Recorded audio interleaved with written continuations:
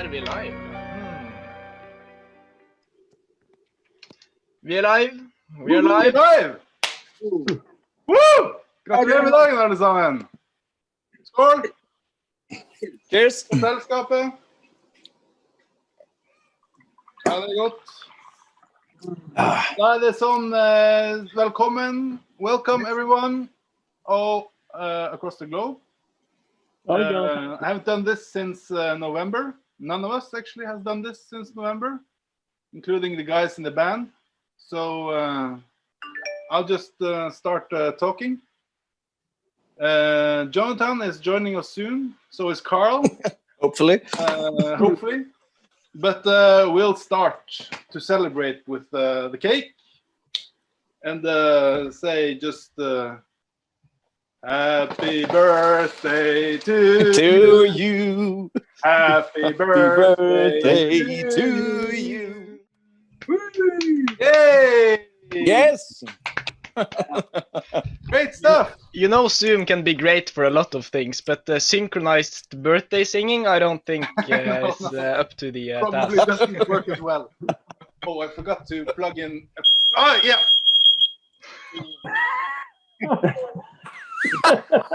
So with being a home live stream, everything that can go wrong is going wrong. So Smoke alarm. So that bear was with the us. smoke alarm. Yeah, it's very good that the smoke alarm works because Yeah. if the fire, we would definitely wake up.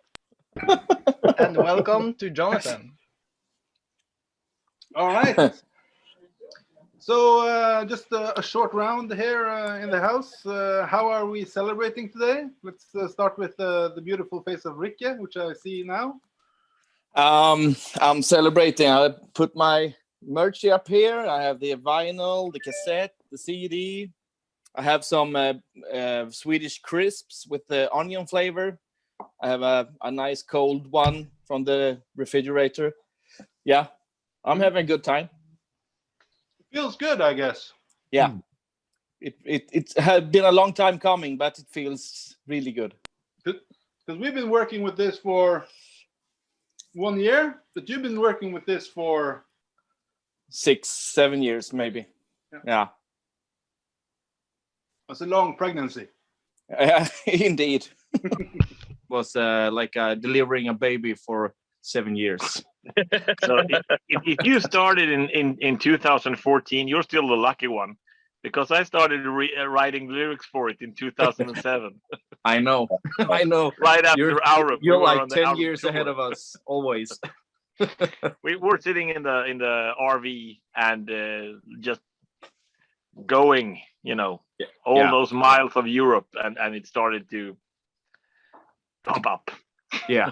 Well, then there's a good question I can ask you then. How long, when you write, you said you started writing around 2014 for this. Yeah. About when, how long did it take for the 5 or 6 songs that you mentioned you had there at first? How long did those take to become like pretty close to their final form? I mean, obviously they're going to change up until the day you're recording, but when did they finally take mold and shape to what they're really kind of what they are today? How long did that take? I would say that they pretty early in the process.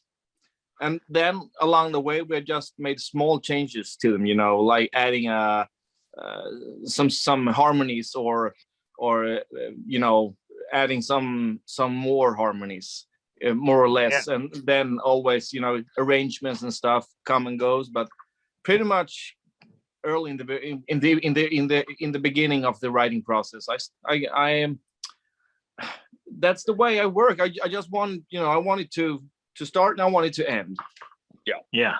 I think I had for instance, I think it was Wedlock that was quite early written after Incarnate, and that song hasn't changed one bit, I think. Yeah. Oh, except for the melody, the darker melody, it came kind of late. Yeah, in the beginning. Yeah.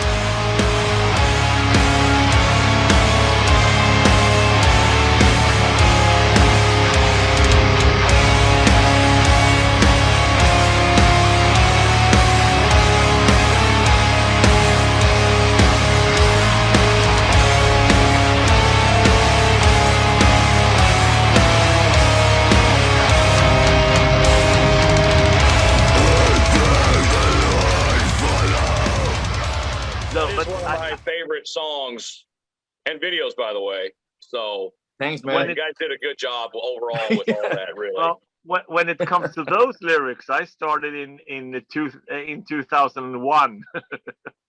Are you sure? Wasn't that? Yeah. It wasn't the 90s? No, it was right after. It should have been on Songs of Solomon, like if you go by the feed. But it just came out after it was recorded. I think After I you got started married. when it was printing or something. Yeah. Since I have the tools to write a song from scratch with with the beginning, chorus, verse, I just wanted to feel like it's a finished product when I introduced the idea to the band. Yeah, you had a bunch of songs, and we sat down and had like our little. Everyone voted. For songs. Like we had a number of votes, and then we like took the 8 that got the most votes. Yeah, and that freed up some great songs for Melek. It did, didn't it? Yeah, because the Liberator is from your writings. Yeah, that's right. That's a great song. Yeah, I wrote that for Pantocrator from the beginning. And I think what's new for this album is the tambourine. The tambourine, yeah. I got the idea from Soilwork. Soilwork is, by the way, one of my favorite bands. I love Björn Strid and his vocals. He's like a role model for screaming and for clean vocals as well. And their latest album, what is called Evigheten, or is it Tid? Well, and I'm not sure about. I know it was Verkleiten back like 2 years ago was the one I bought. Yeah. And I listened to it religiously. It just took me. It was the best album since I can't even remember. It just blew my mind. Yeah, it was really, really good. And I heard that they had the tambourine in some of the songs, and I got to use this somewhere. Yeah. Well, and that's what was great on the listening end for you guys for Marching Out of Babylon, because it's death metal, but it's high production, very well done. Was it Yanni Stefanovic? Yeah, mixed. We got another master guy. Another master guy, so he did the mix, but he did a great job. Yeah. And but the different elements in there, that it's death metal, but it's also got all this beautiful harmony and these really super catchy hooks. And, like different things like a tambourine that you're not going to hear that in a death metal song, but it works perfectly. Yeah. I think it's in We the People as well.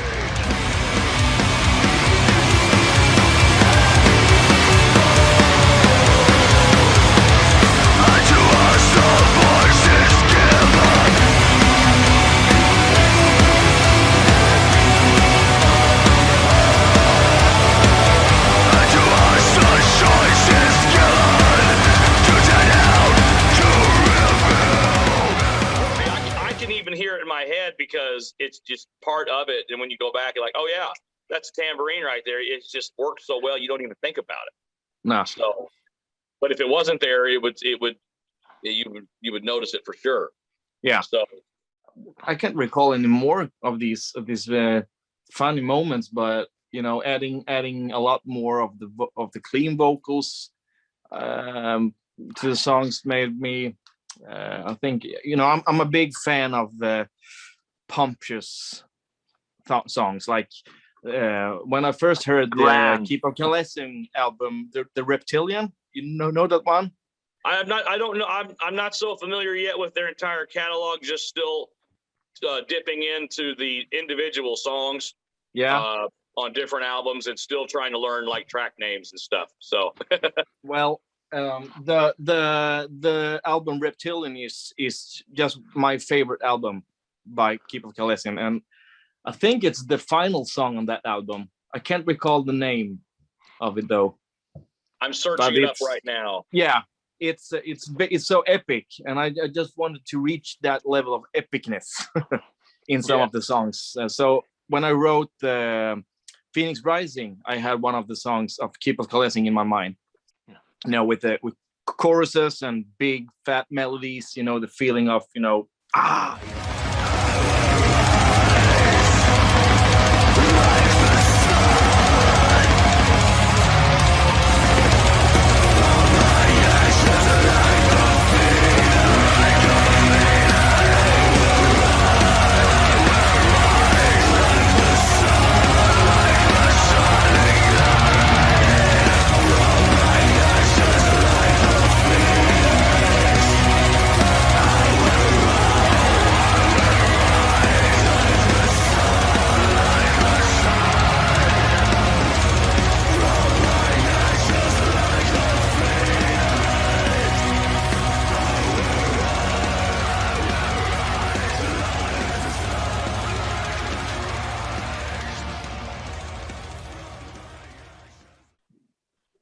All right. So, can you tell us a bit about we know that this album has been in the making for many years, but can you tell us a bit about the process and how it came to be and how you write songs? Yeah. You can take that, Ricky. Yeah. I do write a lot of the stuff to both Panto and Melek, and then I present the songs to the other guys, and they bring in their ideas for harmonies and arrangements and stuff like that, and that is pretty much how we write songs these days. Yeah, I think that's one of the strongest characteristics of this album is the harmonies and the melodies.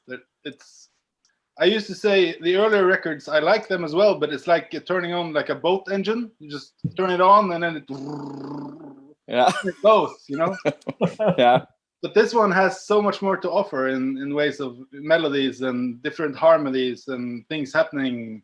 Yeah. So many more levels.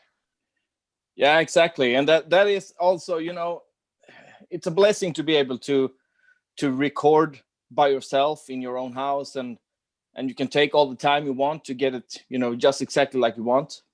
But it's also the curse, because it can take forever until you're satisfied. But I think that I'm really happy with this record and how it's turned out.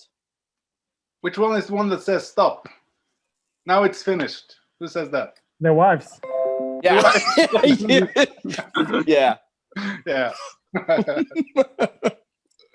Good answer.